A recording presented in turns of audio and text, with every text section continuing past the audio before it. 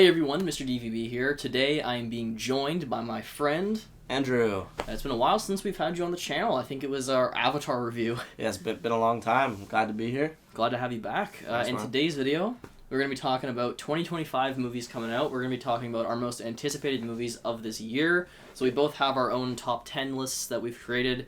And on top of that, we're going to be going over about 5 honorable mentions each. Yeah, I think about 5, yeah. Yeah, so in other words, top 15 most anticipated movies, I guess. But we're going to go over the honorable mentions a little bit faster. So I'll start off with, or why don't you start off with your number 15? Yeah, and then I think we'll just bounce. We'll just go back and forth and then, get to the end there. Yeah. So my number 15 is going to be Predator Badlands, so the newest entry into the Predator franchise. I've seen the original one, and I've watched a couple little scenes with Dawson from Prey, and always thought Predator was such a cool franchise, just with the actual Predator itself, and then them kind of collabing with Alien and having them fight each other, and I enjoyed Alien as well too, mostly Alien franchise. So yeah, just another new Predator movie. Sounds pretty interesting to watch, so I think I'm going to catch up on all the Predator movies, or watch the ones that are probably most important with you, and then watch the newest one. Yeah, no, I kind of forgot that movie was even coming out this year. But yeah, definitely one that I'm going to go check out as well, because I like the Predator movies. The last one was good. Same director for this one, so yeah, fair. My first honorable mention up is going to be for Paddington in Peru, which comes out next month. So I've seen the first Paddington. I have not seen the second one, which is widely considered like one of the best family movies ever. But I liked the first one a lot. I'm definitely going to have to give the second one a watch before this one. The reason I'm looking forward to it mostly is just because my girlfriend's from Peru, so it's a movie that we're both looking forward to seeing together, just because of that aspect and, seeing all the locations and stuff that she knows. So yeah, it's one that I'm looking forward to. I'm sure it'll be like a cute, fun film, and I'm looking forward to it. Cute date night, yeah. When does it come out? February 14th, so it's literally on our anniversary. Yeah, literally Valentine's Day would be a perfect movie to take her to. So exactly. So yeah, 15 number there. My number 14 is going to be the live-action Lilo and Stitch. I was always a fan of the original Lilo and Stitch. It was one of those Disney movies that everyone could enjoy, and just the premise of having a cute little blue fluffy alien that gets into mischief and gets into an adventure. I always enjoyed watching. So and from what I've seen from the trailers, it looks like it's pretty much they just took Stitch out of the animated one and threw him into live action. He looks incredible, and I'm not sure. I'm assuming the story will probably be the same. Same movie, yeah. So that always had a good story. So yeah, number 14, live action Lilo and Stitch should be a good one. Awesome. My number 14 is going to be for the second part of Wicked for Good. I liked the first one. It was definitely one of the bigger surprises last year for movies, in my opinion. And with part 2, being that it's the second half, a lot is going to go down, because the first movie is telling the first half of the play. Second half's the second half, where I'm sure just a bunch of crazy stuff happens.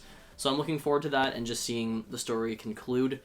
So yeah, looking forward to Wicked Part 2. I'm sure it'll be good. I like the first one, like I said, so yeah, should be a good one. In the second one. My number 13 is going to be the live action How to Train Your Dragon.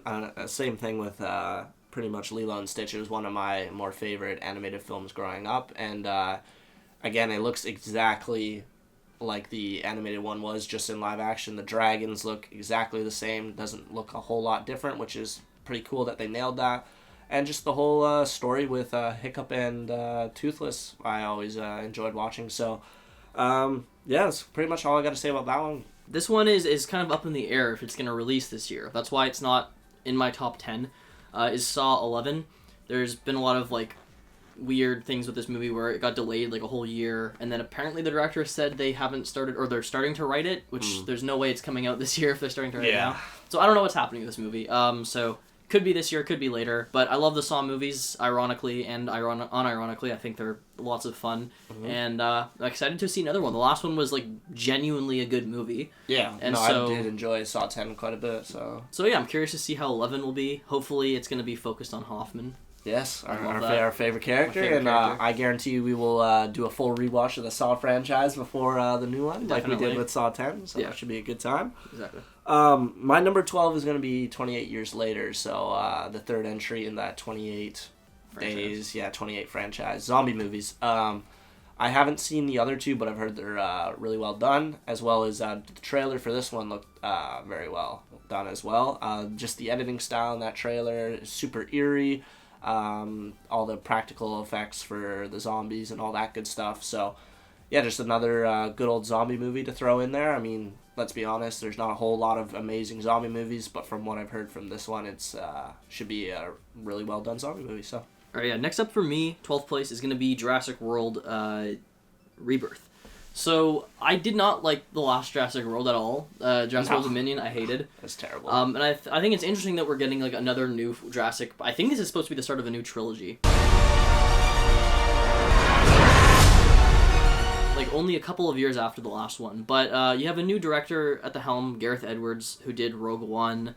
He did Godzilla. He did The Crater. So he really knows how to handle visual effects. So I have no doubt that this movie's going to look amazing. There's probably going to be phenomenal CGI, hopefully practical effects mixed in there.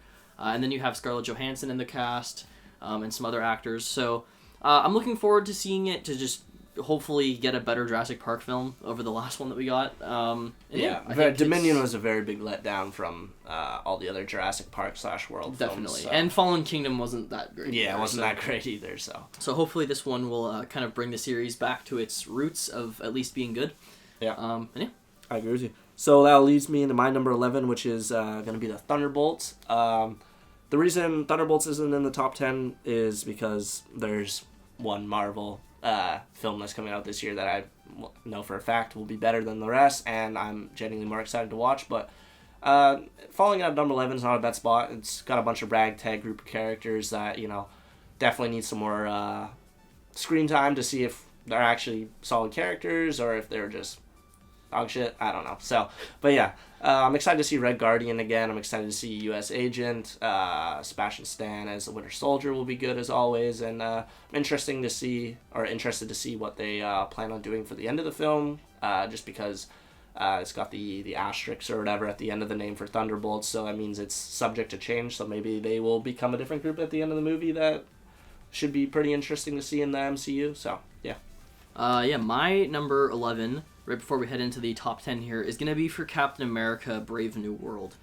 So coming out next month. The trailers have been decent, I think. The big concern with this movie was the reshoots and the budget for it too. Which apparently the budget today got revealed to be $180 million. What was it originally supposed to be? 350 or something. So I don't know what happened to that. It was that was everybody's complaint was, the budget's ridiculous and all these reshoots. And then today they were like, no, it's 180. So I don't know what's happening there. Yeah, how do you drop from 350 Captain America to 180? and the money laundering. Yeah. Disney, where's your money going? But I don't know what happened with that. But so the reshoots was kind of the concern with this movie, and the word of negative test screenings. Yeah. I think it looks decent from the trailers. I'm hoping it's good. I'm hoping it kind of has that spy espionage feel that we had in Winter Soldier. Yeah. So hopefully it kind of harkens back to that. Hard to say. I have a feeling though at the same time it might be kind of just a very meh movie. It also gives me that vibe where I could see it just kind of failing to be exciting and just being really boring. And just becoming one of the mediocre Marvel films we've had for the last couple of years. Yeah, I kind of am worried about that with this one, but I'm still intrigued to see it. It's the first MCU movie we've had since Deadpool and Wolverine.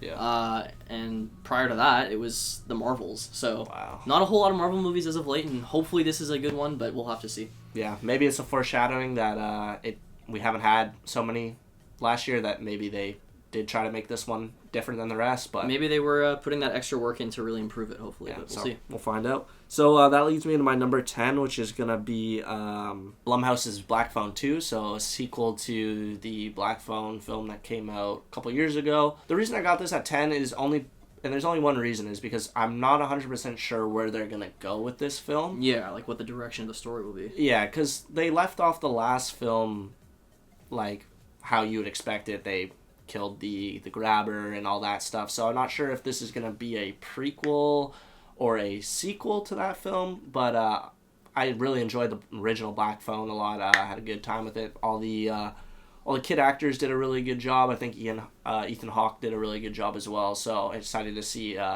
him come back as the grabber. Hopefully maybe a prequel side where maybe this is the first time he grabs the kids or something like that. I don't know, or something like that. And then Mason Thames, I think, was the main character's name, or the main character. The lead actor. Yeah, the lead actor. So he's coming back, I think, too. So should be interesting to see where they go with this film. Yeah, genuinely curious, like you said, as to what the direction of it is going to be. Yeah. Because they did kill the guy at the end of the first one. Yeah. There was supernatural elements in the first one, like the fact that you could hear these dead kids' voices in the phone. So maybe the grabber's not actually dead. Like, maybe even though his neck broke, maybe there's something weird supernatural there where he comes back. I don't know. Could be a prequel as well. It's definitely one where I'm intrigued by it for sure. Yeah. Just I'm curious as to what the direction of the story is going to be. Alright, so now on to my first entry on the list. My number 10 spot is going to be for Mickey 17. So this is the newest movie from Bong Joon-ho, who made Parasite. Really looking forward to this one just based on the trailers. It's a unique premise with a cast that I really like. You've got a lot of great people in there. You got Robert Pattinson. You've got... we're big Robert Pattinson fans. Pattinson fans on this channel. But you got him in it. You've got... Mark Ruffalo, I don't remember everybody else, but lots of Toni Collette's in there, so really good cast. And the premise is kind of interesting, where essentially he is like expendable. He's like a clone of his previous self, so he's basically used to test things out, and then he dies, and then they make him a new one. Yeah. And then I guess things go wrong, and there ends up being two of him at the same time, which is like a big deal. And so it's like a sci-fi comedy movie. Looks good. Got a great director behind it. And so very intrigued by the premise. Looks funny, and I think it'll be a good time. Yeah, I agree. And that leads me into my number 9 spot, which is also Mickey 17. I mean, it's gonna be a recurring thing with this video. You're gonna see movies repeated on this list. Yeah, so one of us might not say as much as the other due to that fact, but I agree with everything Dawson said about Mickey 17. It looks really well shot too. I think some of the shots from the trailer look really. Yeah, and the effects look really good as well too. Yeah, I agree with that. So that's one big thing I noticed, as well as the fact that we're big Robert Pattinson fans over here. All you haters saying he can only do Twilight, go see some of his other films because he is a very good actor.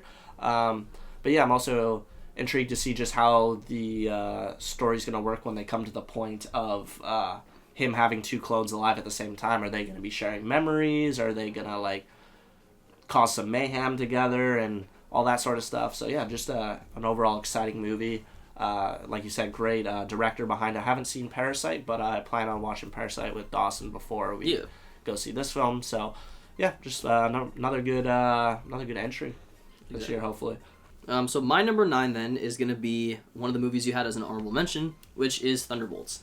So to me, Thunderbolts, just when the movie was announced, I had honestly no interest. It wasn't until we got the first trailer where I was actually somewhat surprised. I thought it looked better directed just based on the short trailer. The visuals, it just stood out to me more than a lot of the very gray, washed out, studio produced looking Marvel movies. Yeah, I agree. It had color grading, and it just had flavor to it. And I think this group of, like you said, ragtag characters, washed up characters, people who, John Walker, for example, who lost his whole position and everything as Captain America. All these other characters, I think that's a really cool idea, bringing all of these quote-unquote losers, to be honest, together. Yeah. And then forming this team. And I'm interested to see where the story is going to go, because I feel like the trailers have done a pretty good job at actually not really telling us what the storyline's actually about. With Captain America, you watch the trailer, you know that, okay, Red Hulk's going to be the thing, there's some secret society, whatever.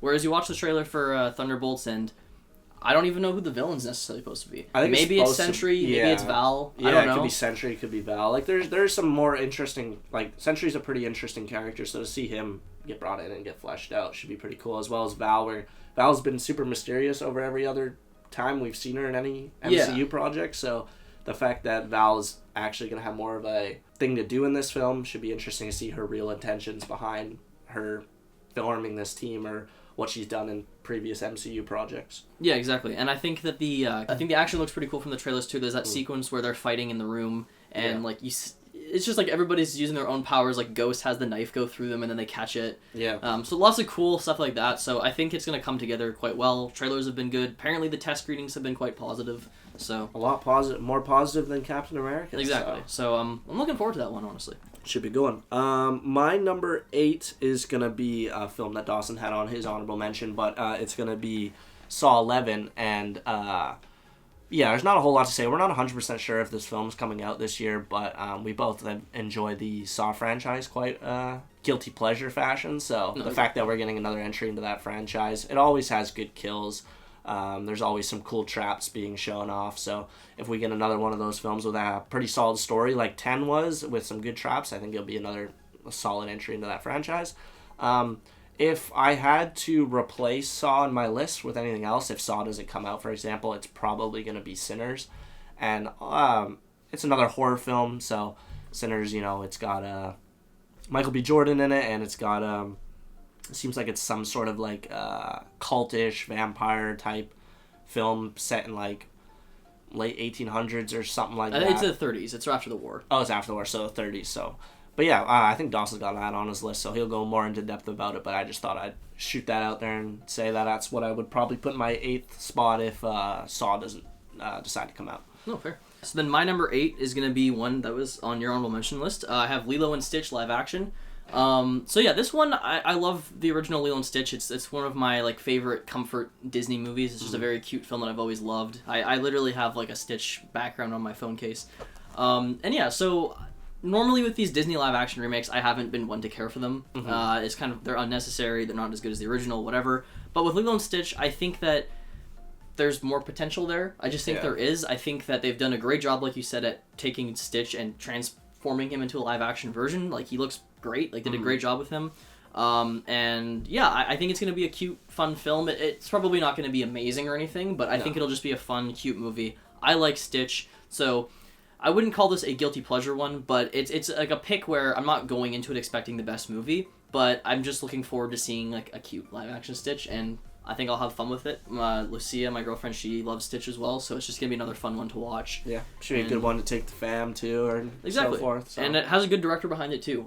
He did this other this movie called Marcel the Shell with Shoes On. I haven't seen it, but it's very well reviewed. It's like an A24 kind of animated live action movie. Anyways, I think I've seen it. I think Lilo Stitch will be good. I'm quite looking forward to it. Yeah. So my number 7 is going to be the possible final entry into the Mission Impossible franchise. Mission Impossible Final Reckoning. It's no longer Dead Reckoning Part 2. So that should be an interesting way for them to... I don't know what I was going to say, but... Yeah. Interesting naming convention. Yeah. Sure. The fact that they changed it from Dead Reckoning Part 2 to Final Reckoning is a little weird, but whatever. That's their choice. But yeah, I enjoy all the Mission Impossible movies. I've seen them all.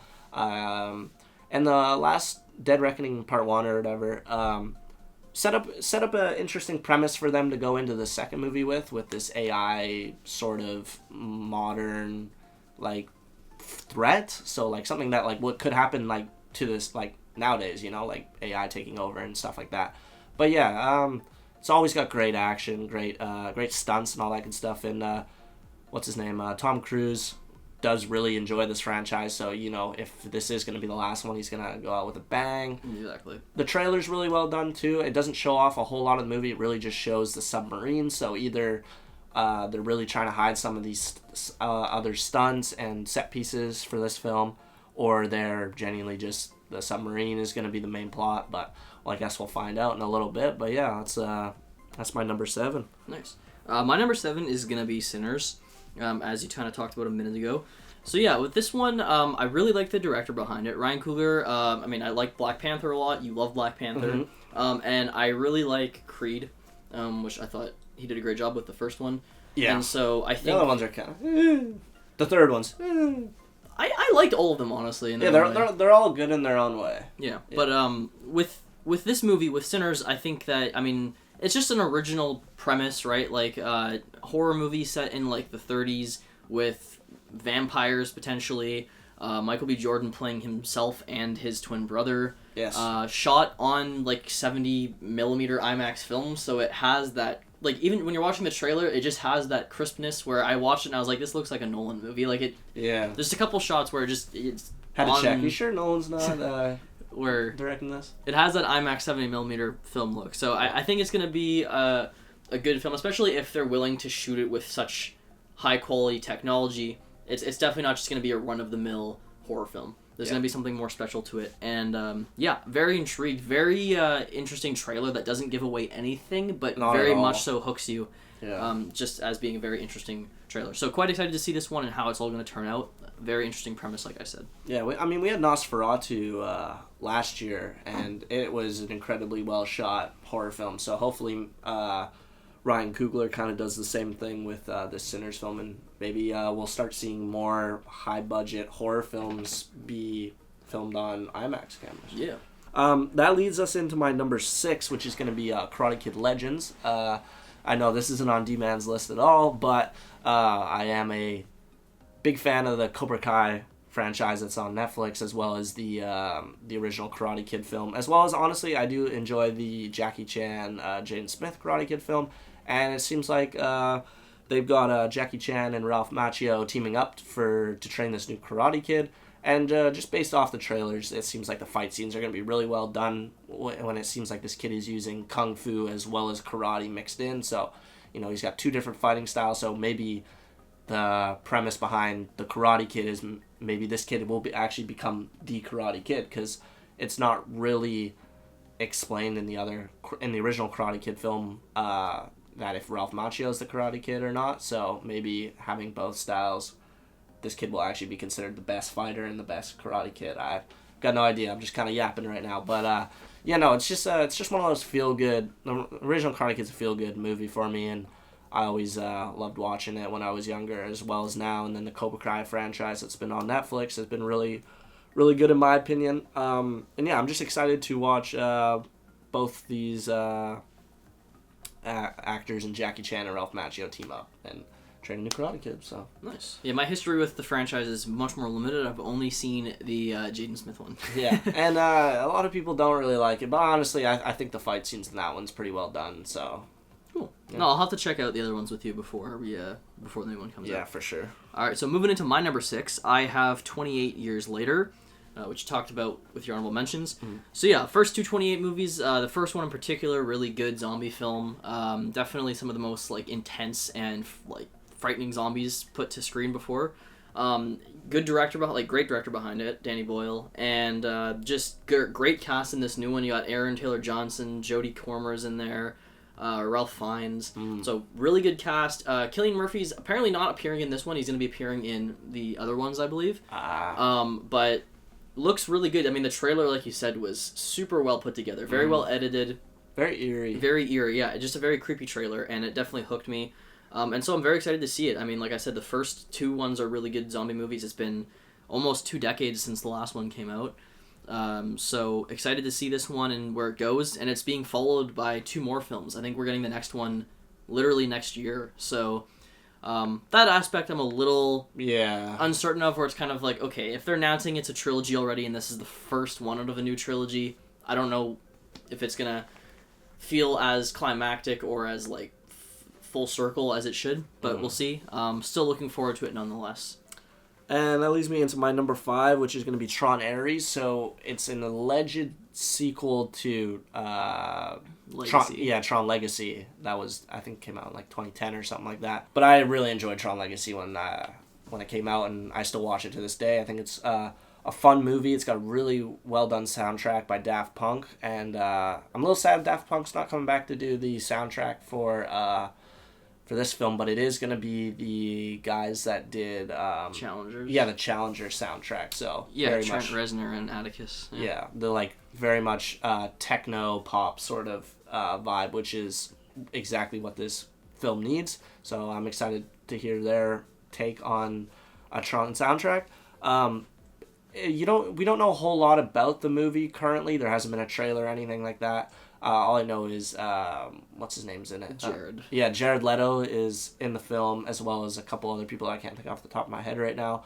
I don't think any of the returning cast from Legacy have been confirmed to be in it. No, I don't even know if Jeff Bridges is supposed to be in it. Which is really weird, because Jeff Bridges is... in all 3. The original yeah, 3. He literally plays... I'm pretty sure he's Tron in the first one, and then he's Sam Flynn's dad in the second one. So it'd be weird not to bring him back. Yeah, I think more when we hear more about the film and the plot, and as well as the maybe a trailer, I think I'll get even more excited. But Tron is just one of those franchises I really enjoy, so that's why I've got the newest one in my top 5. My number 5 is going to be for Mission Impossible: The Final Reckoning. So yeah, I mean, like you said, last entry in the franchise, allegedly, and it's Tom Cruise's franchise baby. It's one that he's been doing for 30 years now, that he cares deeply about, so obviously he's going to want to go out with a bang.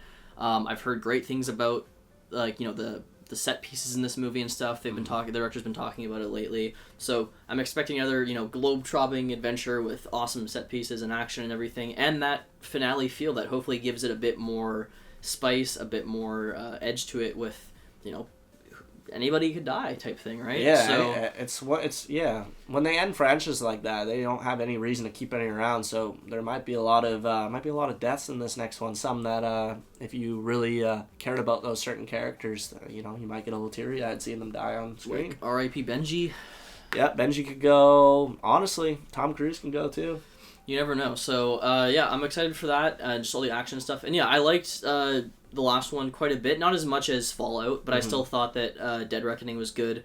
And I like the AI storyline, like you said, topical thing right now. And I just like the way they integrated it into the story. I thought it was a very interesting setup. Yeah. And so I'm looking forward to seeing that continued. And Mission Impossible: Final Reckoning. That leads me into my number 4, which is going to be Superman. So the James Gunn new DCU first film that he's putting out. And I know D-Man has a video on his YouTube channel. Go check it out about him breaking down the trailer. But I have full faith in James Gunn. We saw what he did with Guardians of the Galaxy. I know he can replicate that with DC. DC's got a lot of interesting characters that he can sort of do what he did with Guardians of the Galaxy, which was bring these characters into light that not a lot of people knew about and made them lovable. Superman is, everyone knows who Superman is. Like, if you don't know who Superman is, you're living under a rock. But just from the trailer, it looks really well shot. The action scenes, I think, are going to be really good. I really enjoy the extra side characters they're bringing in. So, Guy Gardner's Green Lantern, as well as Hawkwoman and or Hawkgirl, I think it is. And then Mr. Terrific. So there's going to be a lot of not as known DC characters being put into this film, and I don't think they're going to take away from the fact that this is David Cornsweet's Superman. He looks the part. He looks really good. The first trailer we got, there wasn't a whole lot of talking, so I'm not sure how his acting's going to be. I know some people are a little skeptical about it, but I think he'll do a solid job. And like I said, I've got full faith in James Gunn. I know this movie's going to be good. I really hope people are going to go see it and not just say, I'm not going to go see it because it's another DC film. Yeah, I'm hoping this one can change people's minds. Yeah, because let's be honest, most people have been very disappointed with the DC franchise over the last 10, 15 years or whatever. So the fact that I hope that doesn't play into the fact that people aren't going to go watch this, because I don't know what they're going to do if this movie bombs because of that. I really hope it doesn't bomb, because I'm very excited to see where James Gunn goes with DC after this film. Yeah. No, exactly. So my number 4 is going to be for F1. So this is coming out in the summer. Brad Pitt, and it is about... Dawson Idris? Yeah, it's Dawson Idris hasn't been in a lot, but he's been a big name that I've been hearing all over the place lately. A lot, really? Yeah, apparently he posted something on Twitter or something not long ago, but people were asking him, "Oh, are you playing in this movie?" Like, I think someone asked, like, "Oh, are you going to play the next 007 or something like that?" And he, like, was joking on Twitter and being like, "No, I would never play that. No, I'd never play that." But, I think I heard about the 007 thing. Yeah, a lot of people have been throwing his name out there as, it seems like he is very much wanted in a lot of films. So, I don't know how great of an actor he is, because I haven't seen anything he's done yet, so... Yeah, we'll have to find out with F1, though. Yeah. But, racing movie, which is always good fun. Perfect dad movie. You got, great cast, like you said, and it's the same director as Top Gun Maverick, Joseph Kosinski, so I'm expecting a lot of that. And as you can see in the trailer, a lot of that awesome vehicle cinematography where the camera's, fixed to the vehicle, and you're just following these people and these objects that are moving at such high speeds. So I think it's going to be a pretty exciting watch, and it's definitely one that I'm going to want to check out in IMAX and in D-Box just to see 100%. It with the moving seats and everything. We did that with Gran Turismo, and it was a ton of fun. It was such a great time. So the fact that, we're going to do the same thing with F1 cars that go faster, man, those seats are going to be moving. Looking forward to this one. I think it's got a lot of potential for sure, and I'm excited to just, be there in the cockpit. Yeah, you might feel like an F1 driver after this movie, buddy. I might. You might have to become one. I don't know. I'm not sure about that. That leads me into my number 3, which is also, his... What was that, your 5? My number 4. Yours, number 4 was F1. My number 3 is F1. Like he said, it looks incredible. Those shots with those cameras attached to the cars, ripping around corners, going fast speeds, should be a good time to watch in IMAX as well as D-Box. One of our buddies, Fraser, shout out Fraser, hope you're watching this. He is a big F1 fan. He's been getting me into F1 over the last year, so I am very intrigued to see an F1 movie. I've seen and heard that most of the F1 drivers, so like Max Verstappen, Charles Leclerc, Lewis Hamilton, all of them are going to be in the film, so it should be fun to see if they can act or not. I'm not sure if they can or if they're going to have any lines or anything, but... Well, and from what we've heard, isn't the premise is essentially Top Gun Maverick, but with cars? Yeah, like, even the premise, where it's like, former F1 driver comes back to teach a new group of trainees. Yeah. Which is exactly what Top Gun was about. Yeah, basically, yeah. I think Brad Pitt's character is supposed to be a retired F1 driver that... I'm not sure if he won anything, but he's coming back to... basically race and coach with Damson Idris' character and up-and-coming talent. So yeah, it's basically Top Gun Maverick, but with F1 cars, and Top Gun Maverick was an incredible summer blockbuster, so let's just assume that F1's going to be an incredible summer blockbuster as well. Catch lightning twice. Yeah, but yeah.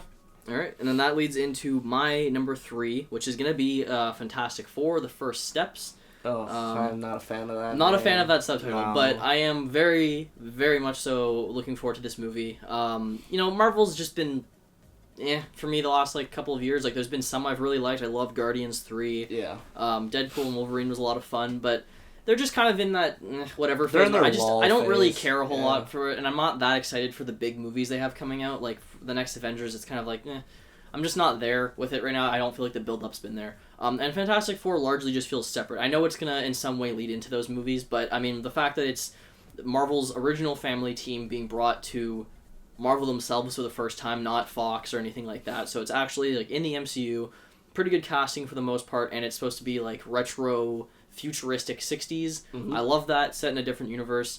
So I'm really excited for it. I think the vibe of the movie from, the leaked trailer that there was last year, I think the vibe is totally there.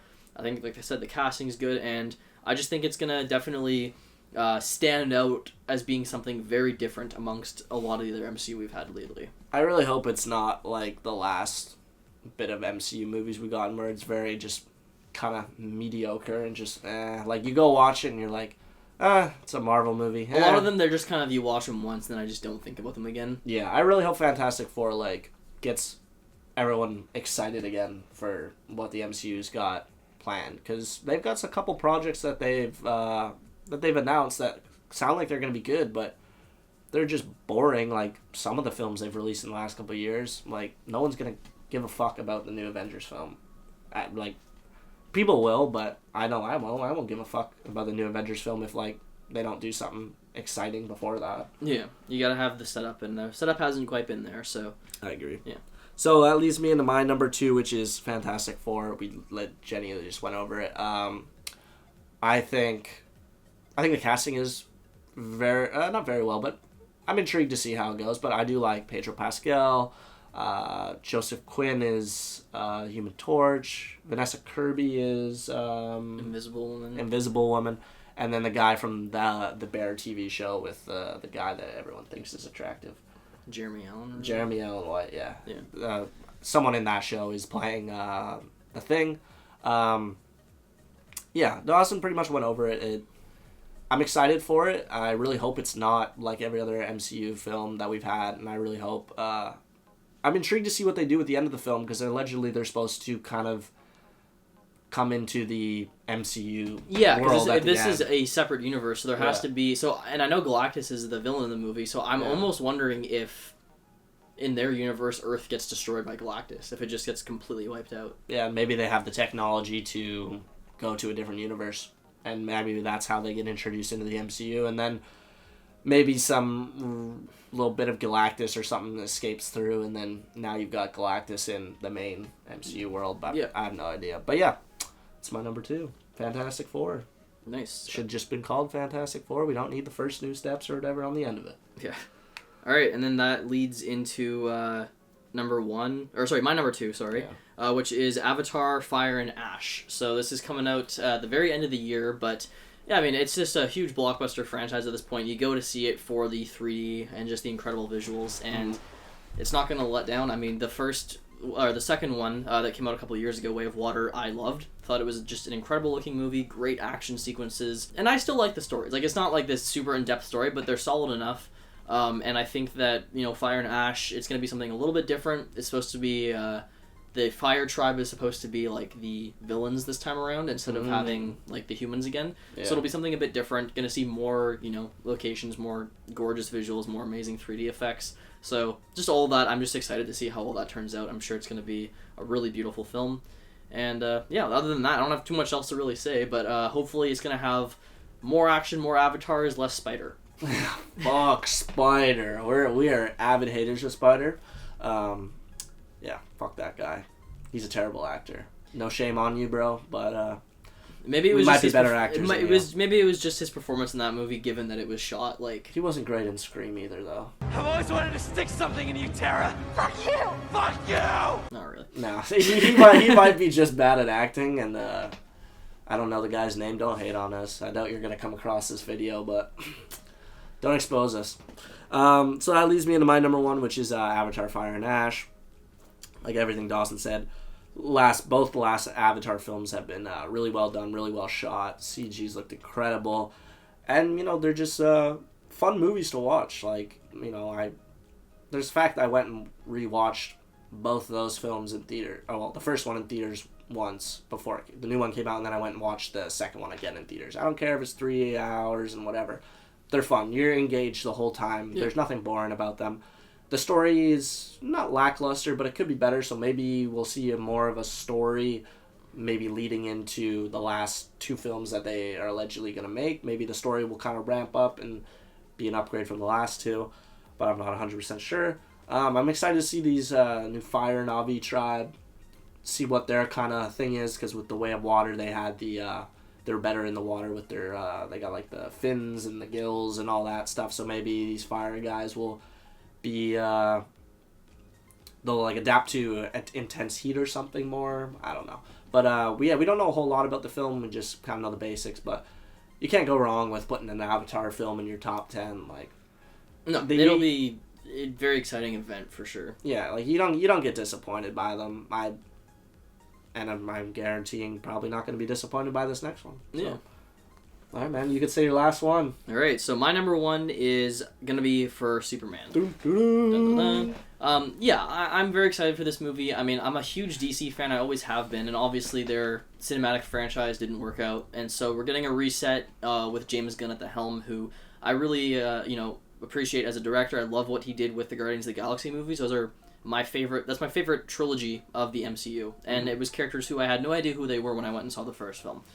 So he did a really good job at making me care about these nobodies, and now he's giving us one of the most known comic book characters of all time. Yep. And he's, sticking to the comics. He's somebody who, just listening to him in interviews and stuff, he really cares about the character and the meaning behind him. And so I think just getting to see his take on this character with a very comic book accurate world and everything, as opposed to going for more of like a realistic, modern deconstruction of the character like we had with Snyder, I think that this version is going to be really exciting and more fun for audiences. I think everything I've seen from it so far, I really liked the trailer. The casting, I think, is phenomenal. I think David Cornsweet, I haven't seen too much of him in movies before. I saw him a little bit in Twisters, and he was in Pearl. But he's a very good actor from what I've seen, and I think that he'll do a great job in this role. He certainly looks the part. Lex Luthor with Nicholas Hoult, I think, is going to be excellent. Oh, yeah. So just great cast. I'm a little worried about the overabundance of characters, because there is a lot of people in this movie, and I'm hoping that it feels natural and not kind of shoehorned. Yeah. But it's supposed to be a lived-in world, and where all these characters already exist. So if it's handled right, then maybe it won't feel kind of out of place. But very excited for it nonetheless. I think it's going to be a great time, and yeah. So my number one is Superman. Can't wait for that movie. I love that we're getting crypto and stuff in it as well. I mean, that's just great. I was about to make the G.I. Jane. Can't wait to see it. When we said it, can't wait to see it. I can't wait to see it. So Superman coming out in the summer. And that is a wrap. That is our most anticipated movies of the year list. Mm-hmm. This has been re-recorded about 3 times. We did lose the footage. We lost the original time we filmed this. We lost the footage, but that happens. So yeah, we'll be back again soon with another video sometime. We might have another list or something like that for you guys. We're planning on doing more of these kind of podcast sit-down videos. We just need a better setup and stuff like that. Yeah, I mean, this isn't going to be the usual setup. We have just a white background behind us with our shadows cast against the wall. Like these will be fixed in the future. But you know, we don't have the time to get all that stuff set up right now, so this is what you guys get. But we'll see you all soon, hopefully with a better setup in the future. And in the meantime, stay cool. Stay alive, and go check him out on Letterboxd. Yeah, check out my Letterboxd, Mr. DVB, and TikTok. My TikTok, DVB1028. For those of you who still have access to said app. It's back. It's back in the States. For how long? We'll see. Yeah. But yeah, thanks for watching, everyone. Peace. Bye.